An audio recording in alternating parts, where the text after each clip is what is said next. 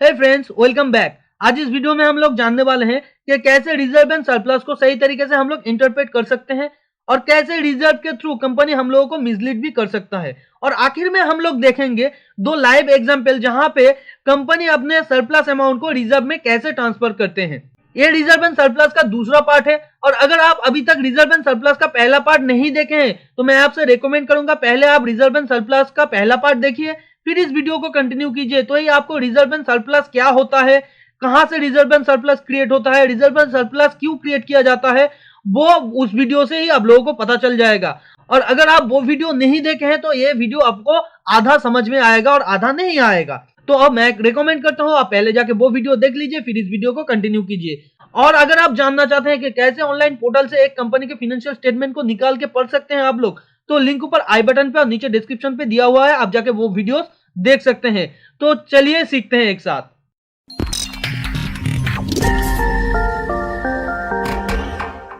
तो आप जानते हैं कंपनी के रिजर्व एंड सरप्लस को कैसे हम लोगों को इंटरप्रेट करना चाहिए। देखिए, एक कंपनी का रिजर्व एंड सरप्लस हमेशा बढ़ना चाहिए और इससे हम लोगों को पता चलता है कि कंपनी ईयर ऑन ईयर अपना जो प्रॉफिट गेन कर रहा है उससे कंपनी का जो फाइनेंशियल स्टेटमेंट है वो स्ट्रांग हो रहा है। और अगर एक कंपनी का किसी भी एक स्पेसिफिक ईयर में रिजर्व एंड सरप्लस कम हो जाता है तो हम लोगों को जरूर चेक करना चाहिए कि वो स्पेसिफिक रिजर्व एंड सरप्लस उस स्पेसिफिक ईयर में क्यों कम हुआ है। क्या कंपनी उससे शेयर बायबैक किया है? क्या कंपनी उस रिजर्व के थ्रू किसी दूसरे कंपनी को एक्वायर किया है? क्या कंपनी ने एक्सपेंशन किया है? तो वो हम लोगों को देखना चाहिए। और अगर कंपनी इस रिजर्व एंड सरप्लस से अपना डेट कमा रहा है, अपना करंट लायबिलिटी मीट कर रहा है, तो हम लोगों को सावधान रहना चाहिए और जरूर चेक कर लेना चाहिए कि कंपनी अच्छे तरीके से अपना रेवेन्यू जनरेट कर पा रहा है या नहीं, और रेवेन्यू के बाद कंपनी को प्रॉफिट मिल रहा है या नहीं। तो अगर कंपनी को प्रॉफिट होगा तभी reserve and surplus year on year बढ़ता रहेगा, नहीं तो रिजर्व एंड सरप्लस धीरे धीरे कम होता रहेगा। आपने बहुत बार इंटरप्रेट करने के टाइम पे देखा होगा बहुत सारे कंपनी का reserve and surplus minus figure में है। तो वो माइनस फिगर में कैसे है? माइनस फिगर में इसलिए है कि कंपनी ने अपने रिजर्व एंड सरप्लस अमाउंट को अपने करंट लायबिलिटी, अपना जो डेट है उसे रिपेमेंट करने में लगा दिया है। तो अगर कंपनी का reserve and surplus year on year नहीं बढ़ता है तो हम लोगों को जरूर सावधान रहना चाहिए और जरूर चेक कर लेना चाहिए कि रिजर्व एंड सरप्लस अगर बढ़ नहीं रहा है और अगर किसी भी एक स्पेसिफिक ईयर में कम हो रहा है तो वो क्यों हो रहा है। तो क्या वो वजह है रिजर्व एंड सरप्लस को हमेशा बढ़ते रहना चाहिए या रिजर्व एंड सरप्लस हमेशा पॉजिटिव में रहना चाहिए? मैं यहाँ पे आप लोगों को एक एग्जाम्पल के थ्रू बताना चाहता हूँ। मान लीजिए एक एबीसी कंपनी है जिन्होंने एक बीसीडी कंपनी के ऊपर केस कर दिया है और बीसीडी कंपनी का रिजर्व एंड सरप्लस माइनस में है, यानी उसके रिजर्व में कोई भी पैसा नहीं है। तो क्या बीसीडी कंपनी एबीसी कंपनी के साथ एक लीगल जो मुकाबला होगा कोर्ट में वो लड़ सकता है? उस कंपनी के हाथ में तो जरा भी पैसा नहीं है कि वो अपने लीगल एडवाइजर को वो अमाउंट पे करे। या आप दूसरा एक सिचुएशन ले लीजिए, मान लीजिए एबीसी करके एक कंपनी है जिसका रिजर्व एंड सरप्लस बहुत ही कम है या माइनस फिगर में है और वो कंपनी इस साल कोई रेवेन्यू जनरेट नहीं कर पाता है जिसकी वजह से कंपनी को कोई भी प्रॉफिट नहीं होता है। तो क्या कंपनी के अंदर जो मैनेजमेंट है या जो एम्प्लॉयज है उन लोगों का सैलरी बंद कर दिया जाएगा? क्या वो सैलरी को छोड़ देंगे? देखिए, सबका घर चलता है सैलरी के ऊपर। बड़े बड़े कंपनी का जो की मैनेजमेंट पर्सनल है यानी जो मैनेजमेंट है उनका भी घर चलता है उस कंपनी के सैलरी से। तो वो सैलरी अगर उन लोगों को नहीं मिलेगा क्या वो काम करेंगे? क्या वो कंपनी में रहेंगे? यहाँ पे आंसर है नहीं। या तो कंपनी को उन लोगों को पे करना पड़ेगा या तो कंपनी को बंद करना पड़ेगा। तो अगर रिजर्व एंड सरप्लस में कोई भी पैसा नहीं है, कंपनी का नेट प्रॉफिट भी नहीं है, तो कंपनी के पास दो रास्ते रह जाते हैं। एक तो कंपनी को बंद करना चाहिए और दूसरा है कंपनी को लोन लेना चाहिए और लोन लेके अपने एम्प्लॉय को देना चाहिए और उससे कंपनी का नुकसान नहीं होगा क्योंकि अगले साल कंपनी को और भी लायबिलिटीज आ जाएगा और कंपनी का रिजर्व एंड सरप्लस और भी माइनस में चला जाएगा और ऐसे करके भी कंपनी एक दिन बंद ही हो जाएगा। तो इस वजह से कंपनी का रिजर्व एंड सरप्लस हमेशा पॉजिटिव में रहना चाहिए, कंपनी का रिजर्व एंड सरप्लस हमेशा बढ़ते रहना चाहिए। इससे पता चलता है कि कंपनी कितना फाइनेंशियली स्ट्रांग है, कंपनी का कितना स्ट्रेंथ है, रेवेन्यू और नेट प्रॉफिट जनरेट करने का क्षमता है कंपनी के अंदर, कंपनी का मैनेजमेंट कितना स्ट्रांग है और कंपनी का प्रोडक्ट और कंपनी का मार्केट में नाम कितना स्ट्रांग है। तो आप जान लेते हैं एक कंपनी कैसे हम लोगों को मिसलीड कर सकता है रिजर्व के थ्रू। मान लीजिए एबीसी करके एक कंपनी है जिसका पिछले साल ही कंपनी ने अपने नेट प्रॉफिट से 100 करोड़ माइनस किया है प्रोविजन के लिए और जो प्रोविजन आने वाला है इस साल, और इस साल कंपनी ने 150 करोड़ का नेट प्रॉफिट किया है। तो कंपनी ने पिछले साल जो प्रोविजन क्रिएट किया था 100 करोड़ का, वो इस साल निकलेगा। और वो कहां से निकलेगा? कंपनी के रिजर्व के थ्रू। और हम लोग यहाँ पे देख रहे हैं कंपनी ने इस साल 150 करोड़ का प्रॉफिट किया है, और हम लोगों को पता भी नहीं चल रहा है कि इस साल कंपनी से 100 करोड़ निकल जा रहा है, क्योंकि कंपनी तो वो प्रोविजन का अमाउंट रिजर्व में रखा था, और जो रिजर्व है वो तो नेट प्रॉफिट के अंदर नहीं आता है। तो यहां से अगर आप ऊपर रिजर्व को देखें तो ईयर ऑन ईयर रिजर्व बढ़ेगा, क्योंकि कंपनी ने 150 करोड़ का प्रॉफिट किया है और कंपनी से 100 करोड़ निकल जा रहा है, तो कंपनी के हाथ में अभी भी 50 करोड़ बचता है। तो पिछले साल के साथ इस साल 50 करोड़ अगर जोड़ जाए तो वहां पे आप देखेंगे reserve and surplus year on year बढ़ जाएगा। तो एक तरीके से देखा जाए कंपनी यहाँ पे हम लोगों के साथ मिसलीड कर रहा है, क्योंकि कंपनी अगर दिखा रहा है इस साल 150 करोड़ प्रॉफिट है, तो उसके साथ कंपनी को यह भी दिखाना चाहिए कि कंपनी का जो प्रोविजन 100 करोड़ का रिजर्व था, वो रिजर्व इस साल निकल गया है, तो हमारे हाथ में ओनली 50 करोड़ बचता है, जो ही हमारा नेट प्रॉफिट होना चाहिए। मगर कंपनी ये हम लोगों को नहीं दिखाता है। और अगर हम लोग ऑनलाइन किसी पोर्टल से अगर हम लोग फाइनेंशियल स्टेटमेंट को पढ़ते हैं तो वहां पे तो लिखा ही नहीं होगा, तो ये अमाउंट हम लोगों को कहां से मिल सकता है? तो अगर आप लोग कंपनी के एनुअल रिपोर्ट को सही तरीके से इंटरप्रेट करें तो आप लोगों को ये पता चल सकता है। और अगर आप लोग जानते नहीं है कि कंपनी के एनुअल रिपोर्ट से कैसे कंपनी के फाइनेंशियल स्टेटमेंट को पढ़ा जाए, तो लिंक ऊपर आई बटन पे है, आप जाके वो वीडियो देख सकते हैं। और मैं भी आपको यही रेकमेंड करता हूं, जब भी आप किसी भी कंपनी के फाइनेंशियल स्टेटमेंट को इंटरप्रेट करें तो उसका फुल डिटेल्स इंटरप्रेट करने के लिए आपको एनुअल रिपोर्ट में से ही फाइनेंशियल स्टेटमेंट को देखना चाहिए, ना कि इस ऑनलाइन पोर्टल से। अगर आप किसी भी कंपनी को क्विकली रिसर्च करना चाहते हैं और आप जानना चाहते हैं कि उस कंपनी का एक ओवरव्यू कैसा है, तो आपके लिए ऑनलाइन पोर्टल एक अच्छा टूल है। मगर एक सही तरीके से इंटरप्रेट करने के लिए ऑनलाइन पोर्टल कोई सही टूल नहीं है, उसके लिए कंपनी का एनुअल रिपोर्ट ही सही टूल है, जिससे आपको कोई भी छोटा मोटा अमाउंट भी डिटेल में मिल जाएगा एनुअल रिपोर्ट के अंदर। तो यहाँ पे मेन मुद्दा यह है, कंपनी अपने रिजर्व के थ्रू हम लोगों को मिसलीड भी कर सकता है।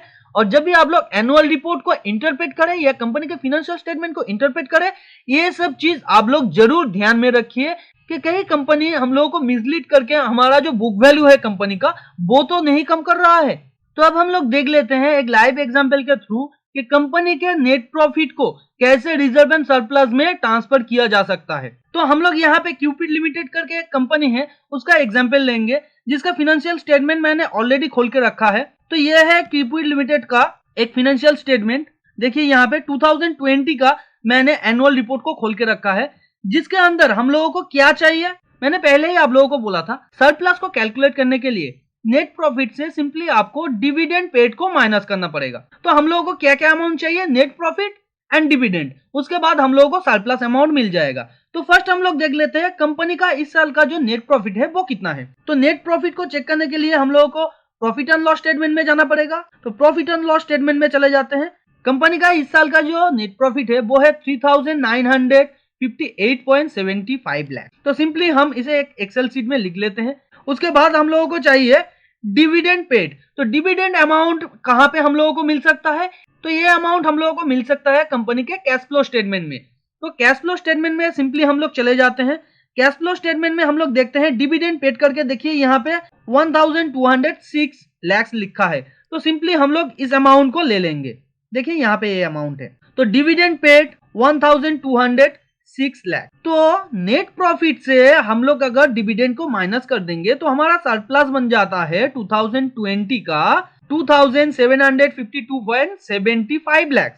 उसके साथ हम लोग सिंपली प्रीवियस ईयर का रिजर्व प्लस कर देंगे। तो प्रीवियस ईयर का रिजर्व कितना था, 6,259.72। तो यहाँ पे हम लोग देख लेते हैं ये जो रिजर्व है वो ठीक है या नहीं। इसके लिए हम लोगों को बैलेंस शीट में जाना पड़ेगा, क्योंकि प्रीवियस ईयर का जो रिजर्व है वो तो हम लोगों को बैलेंस शीट से ही मिल सकता है।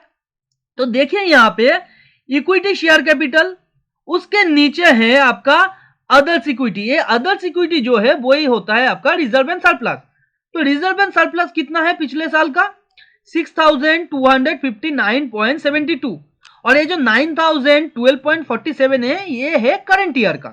तो हम लोग देख लेते हैं ये जो 9,012.47 है ये आया है कि नहीं सरप्लस के साथ इस अमाउंट को, यानी 6,259.72 को प्लस करने के बाद।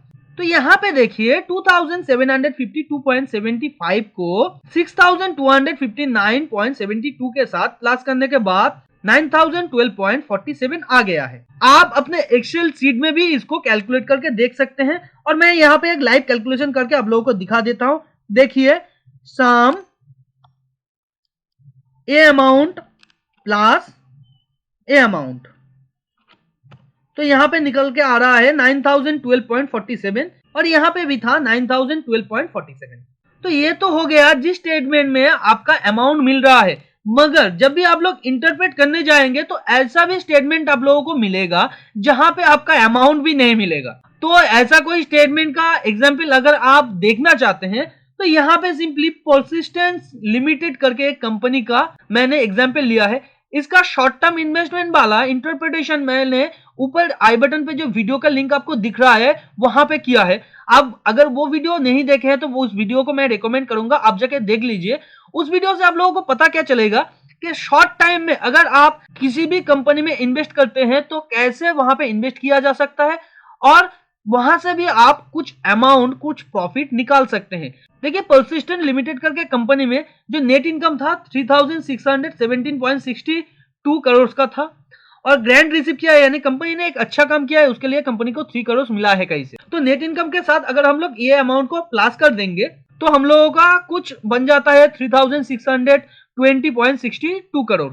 उसके साथ अगर हम लोग डिविडेंड पेड को माइनस करेंगे तो सरप्लस बन जाता है 2476.02 और प्रीवियस ईयर का जो रिजर्व है वो है 21,420.71 करोड़ का और करंट ईयर का रिजर्व हम लोगों के हिसाब से होना चाहिए 23,896.73 करोड़, मगर कंपनी दिखा रहा है यहाँ पे 22,221.13 करोड़। तो ये जो 1,675.60 करोड़ का अमाउंट कम पड़ रहा है, यह अमाउंट कहां गया है? तो कंपनी ने इस साल कुछ शेयर को बायबैक किया है, तो उस शेयर बायबैक के अमाउंट को भी आपको लेना पड़ेगा, तभी आपका ये अमाउंट आएगा। तो इसके लिए कंपनी के हम लोग कैश फ्लो स्टेटमेंट में चले जाते हैं, क्योंकि जो नेट प्रॉफिट और डिविडेंड से कैसे हम लोग सरप्लस को निकालते हैं उसका एग्जांपल तो हम लोगों ने क्यूपिड लिमिटेड में देख लिया है और इस एग्जांपल में आपको और एक अमाउंट भी माइनस करना पड़ सकता है, वो है शेयर बॉट बैक। देखिए, शेयर बॉट बैक यहाँ पे 1677.01 है, तो यहां से हम लोग अगर 1677.01 को निकाल दे तो भी देखिए 1 या 2 करोड़ के आसपास कंपनी को कम पड़ रहा है। तो ये अमाउंट एक्स्ट्रा क्यों आया है?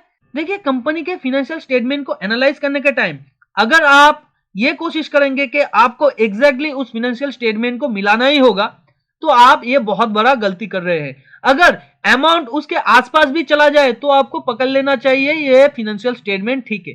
और अगर आपको पूरा उस फाइनेंशियल के बारे में, each and every single penny के बारे में जानना है तो आप उस कंपनी के मैनेजमेंट को कांटेक्ट कर सकते हैं या उस कंपनी का जो इन्वेस्टर रिलेशनशिप डिपार्टमेंट है वहां पे कांटेक्ट कर सकते हैं, क्योंकि एनुअल रिपोर्ट के अंदर बहुत सारा ऐसा अमाउंट है वो दिया नहीं जाता है या किसी भी नोट्स में उसे लिखा नहीं जाता है।